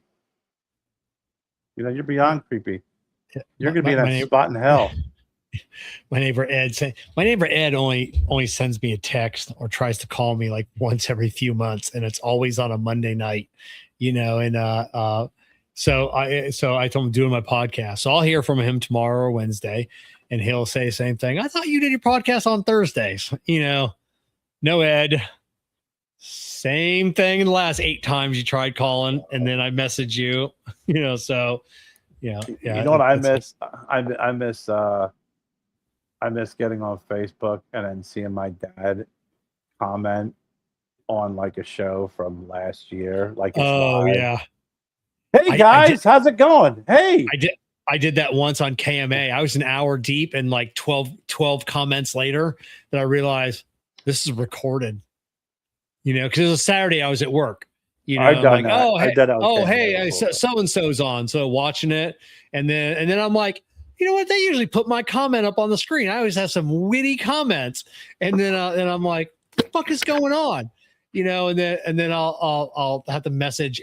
Somehow I'll message Abe. Is this show live? And be like, well, since I'm not doing a show right now, no. Or other times I'll realize, oh wait a minute, I can fast forward through this. So, yeah. My dad, next day I talked to him. Hey, Dad. He goes, hey, you had a good show last night. I'll be like, hey, Dad, you commented on a show. He goes, yeah, you guys were talking about something really cool. I was like, yeah, Dad, that was 3 months ago. Oh, I guess I got a little confused. Yeah. I'm actually surprised that my sister is really big on texting me after work and stuff like that. And it's 90% of the time I'll get a text. What are you doing? Nothing. What are you doing tonight? It's Monday. I have my show. Oh, that's right. Yeah. Oh, that's right. Hey, what's going on? Nothing. What are you doing? Oh, we just got done eating. What are you going to do tonight? And then I'll start typing. She'll be right. Then she'll that other 10 to 20%. She'll follow up with, oh, that's right. You have your show. You see, I didn't forget. And I'll be like, no, because this fucking conversation is going to happen again a week from now. Yeah. And it'll be a toss of the coin with 80% that you're going to ask me what I'm doing tonight. And you're not going to realize that I'm doing my show on a Monday. Jeez. It really screws her up when we change the date. Like when we do it like on a Tuesday or Wednesday. Yeah. Woo-hoo! Yeah. What you change dates? No. She goes, what are you doing tonight? We're doing my show. We're doing the show tonight. It's Wednesday. I thought you'd do them on Monday. See, I remembered. I was like, oh my God. Like, no, you only remembered because I freaking told you that we're doing it tonight, and then something in your head popped. But yeah, I do miss that. I do miss my dad's occasional comment on an old show. On an old show. And then you just wonder how did that pop up in his feed? No idea. Yeah, no idea. No idea. No idea what he's looking for, what he finds, what he does, what he's doing. That it was just we'd always have a good conversation about it. I was like, Dad, remember it's Monday night. Oh, this Monday you can hop on. Well, I'm usually tired by then. Okay, great. Yeah. Well, you know what, Dad? You go to sleep, and the next morning you can just randomly comment on any one of our and ask some questions too, please. Yeah. Ask some questions. We'll pop them up on screen. Ask some questions. We won't pop them up on screen, but someone I'll may answer them next answer. week. Yeah. I'll answer them. I'll answer them. Yeah. Yeah. A wolf's head cigar rest. Yeah, that's kind of cool. Make it look like it's smoking. That would be that would definitely would be cool. So this the cigar, it's actually a good cigar. It's burning really well. Super drying on my palate though. Oh my God. Like I just can't get enough to drink. You know, like I said, so, and I don't know what causes that on certain cigars that are like that, man. Yeah, certain cigars that are like that. It just I don't know what it is. It's like it sucks all the humidity or moisture right out of your mouth. So it's like drinking a dry. It's like drinking a wine that makes your mouth dry, or a real dry red.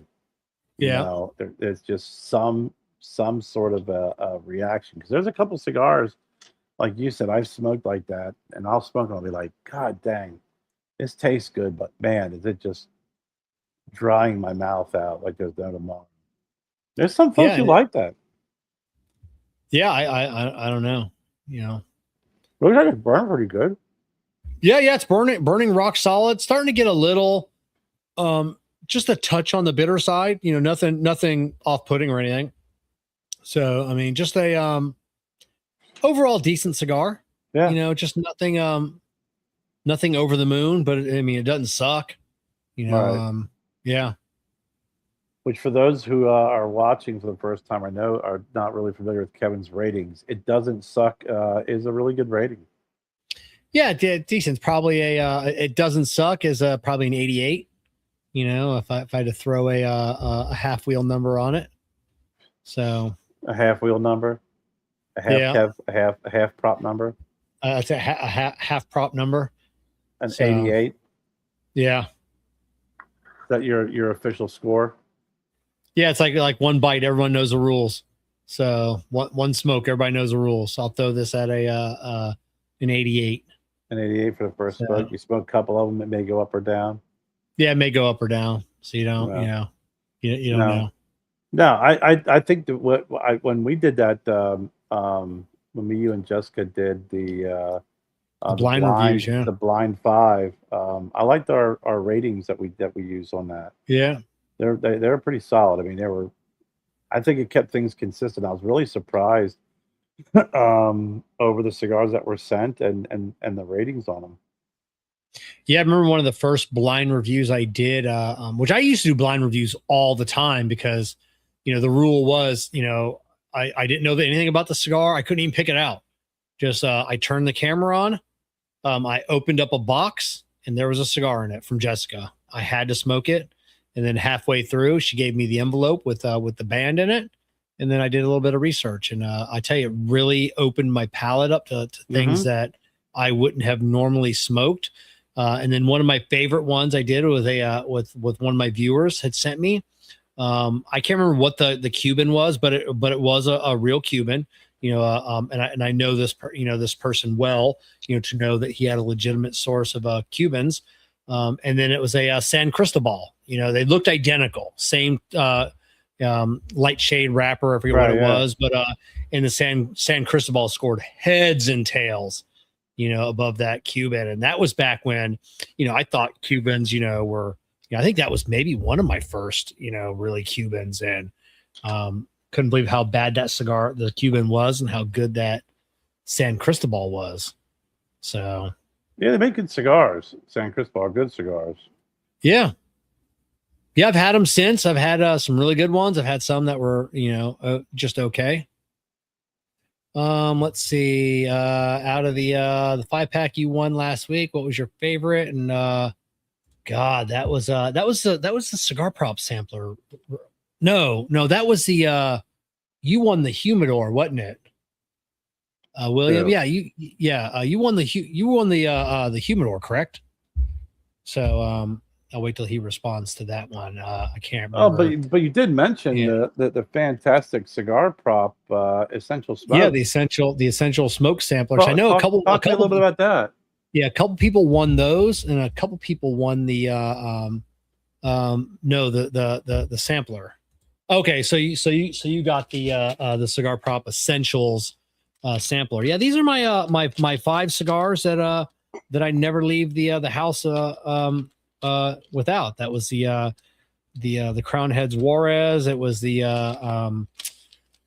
Tatuaje Cabaiguan. It was the, I don't know. I mean, this pack's about empty, so I don't know what else was in. Oh, the Perla Del Mar Corojo, and the Camacho Broadleaf, which has been been one of my favorites ever since PCA 2 years ago. Kerr, we went to that event from Camacho. Oh, and, yeah. they had just about any cigar that we wanted. It was just for anybody that attended. Oh, but which one should you smoke first? The Cabaiguan from Tatuaje. Yeah. Fantastic cigar. I But you can't go wrong with any I of them. smoked that one last. That is such a fantastic freaking cigar. That's really Pete's take on your traditional Cuban cigar. Yeah, it's fantastic. That's what Pete really tried hard to create, the quintessential Cuban cigar, and recreate that flavor. And he called it the Cabaiguan or Cabaiguan. Mm-hmm. And fantastic cigar. But yeah, it was great cigar. Yeah, great sample. You can get them at smokein.com. Just type in cigar. It's a real good sampler.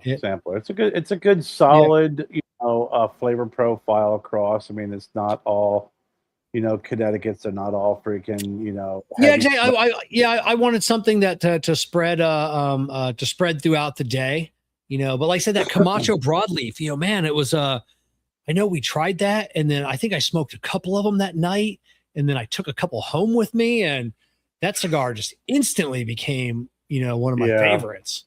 100%. That actually got that event, and just how cool and friendly everybody was, and just the whole vibe of that environment. That, and smoking the cigars, like you said, whatever cigar you wanted, they had available.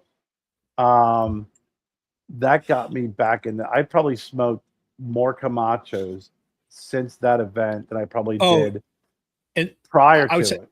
I'd say in a couple of years prior to it. Yeah, I mean, it really, like you said, that broadleaf. Whenever I walk in, I'll grab a broadleaf. I'll grab a triple Maduro. I'll grab a Nicaraguan.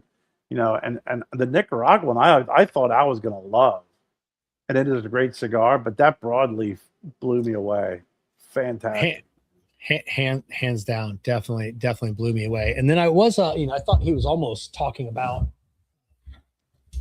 I gave away 2 of these from Cigar Bros. We talked to these guys at PCA. Yeah. These are the fresh box, super cool, like a hard plastic liner, and then it's at like that foam, like that you get, like those like the foam coolers that are made out of, but it's like 100 times more dense, and it's a great little setup. They got the little packs, refills and everything. You pull out. Cool, came out with comes with a cutter and a lighter.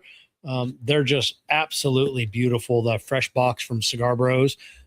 This is my personal one that I use for videos. We do have one more that we'll be giving away in the next couple of weeks. Well, so we already gave away a few of them, but definitely look up Fresh Box. Like I said, they have, you can take like the little tasting kit, and you can have like non-traditional cigars. You can have all Connecticut's. I went with all, heavier, fuller bodied cigars on that, but fantastic setup and concept was so fucking cool. It was different designs. Yeah. The different designs of the boxes were cool. The whole concept of refilling the humidor, like you said, you can select, lighter, medium, full bodied. You can mix it up. Just everything about it just was really much. And I know you being the someone who is, you're always concept building and all this stuff. Everything fucking fits perfectly. I'm sure that was like very impressive for you. It was very, very impressive. You know, it was this isn't a company that went into this half-assed. Like, you can tell they spent a lot of R&D, a lot of design on the packaging, a lot of design on the website. Everything just flows so well. The website is so intuitive, and you can easily manage, make your way through it. And it's like I said, Fresh Box by Cigar Bros, not sponsors or anything. They sent me basically like a coupon to use on their website. I could order whatever I wanted, and I ordered enough to give a ton of stuff away. I kept one for display and show people, and then just that was just gave the rest of them away in contest. And just one of those things. If the rule's always been at Cigar Prop, if I get something, my viewers have to get something. I never I never just take without giving back. I just don't want to be I just don't want to be that guy, that's always, look what I got, look what I got, look what I got. Well, yeah, I mean, it's sometimes gets a little ridiculous and kind of noticeable. Did you just turn the light off? You got darker for some reason. Oh, there you go. Now you're like off, on. Camera on? Yeah. Camera on. Yeah, there you go. Yeah. No, just I was looking up a couple of things online. But yeah, I mean, the Fresh Box was pretty impressive. And they had a decent sized location, like a booth. They had a hell of a size booth, yeah. And when you like you said, when you look at the quality, and you see the quality of the humidors, you see how everything is structured and organized with the cigars and how they fit in the boxes. And you go to the website, and then if you're a PCA, if you've seen their booth, they spared no expense. It was not, like you said, it was not done half-assed. It wasn't a bunch of guys who said, hey, if we put like 4 or 5 cigars in a box and we turn it sideways, and if we measure, I bet you we could probably fit them in this humidor, and it'll look really cool. No. Yeah. Not at all. Yeah, they went all out for sure, because when they reached out to me, I'm like, I kind of want to wait till PCA. I kind of want to, hold one of the humidors. When you talk about that expanded foam, and it's like, like, what's this really gonna be? And then when you hold one in your hand, and it's like, oh no, this isn't a 99-cent cooler from the Walmart. Yeah, this is a Tupperware. Yeah, this is super durable. Yeah, no, it was very impressive, and then all the different designs and the artwork that you can put on that you can get was really, really impressive. Tell Tim I said hello. Make sure he says Kevin from Cigar Prop. He won't remember me, but he might. So who's that? He's gonna head out Cigars Daily, about to start their show. Tim Swanson over there. So tell Tim I said hi. Tim doesn't know who the hell I am. Yeah, I haven't chatted with Tim in a while. So, well, I guess on that note, we might as well wrap it up ourselves. It's been another fast 2 hours here on a Monday night. We definitely appreciate everybody coming on, spending a couple hours Monday night with us, and then we got let's see, what is today? Today is the 20th. Okay, so we got 2 more weeks before we got Hayes Gray on. So yeah, and then another couple weeks after that, they 30 days out, then we'll be heading to Colorado for a oh, that's right, you're gonna be going out there. Yeah. You're gonna do a live show with Ryan. So we'll be getting out there Wednesday night. So Thursday night I got a live show with Ryan. Friday night I'll be I won't be on Cigar Dojo, but I'll be in the hanging out with all the guys that watch the show, like in their studio. I guess they have like a smoking area, so people watch the show going on. So I'm going to head over to there Friday night and watch their show. And then Saturday night, I think we're doing a whiskey and cigar event. Oh, nice. With me and Ryan. And then you can drink some whiskey, Kev. Nope. And then I think Sunday night, Sunday night we might be doing a barbecue with some other friends of ours that cigar friends that live out there by Brian. So, Jessica's like, "Oh, this is going to be a whole cigar trip," and I'm like, "No." I go, "My nights, are going to be cigars. Then during the day, you guys have got me all day long. I'm like, yeah." And I get, well, this is a family vacation, but it's also my vacation. Yeah. Yes, it is a family vacation, but it's also my vacation and my first one of the year. So, and this family's gonna be doing some cigar shit. Yeah, that's it. Yeah. I mean, we can get 2 rental cars. I don't have a problem with that. So. Oh my God, Yeah. that's funny. Yeah. Well, don't catch too much shit, Kevin. Don't have too much fun. Yeah. On your vacation. I just want to relax. That's it. I don't want to be doing any sightseeing. I really don't want to do anything but just relax and hang out. You have to say the line that everybody says. I expected the Rocky Mountains to be rockier. Yeah, that's what I'll have to. I'll have to remember that. So, all right, everybody. We'll see everybody back.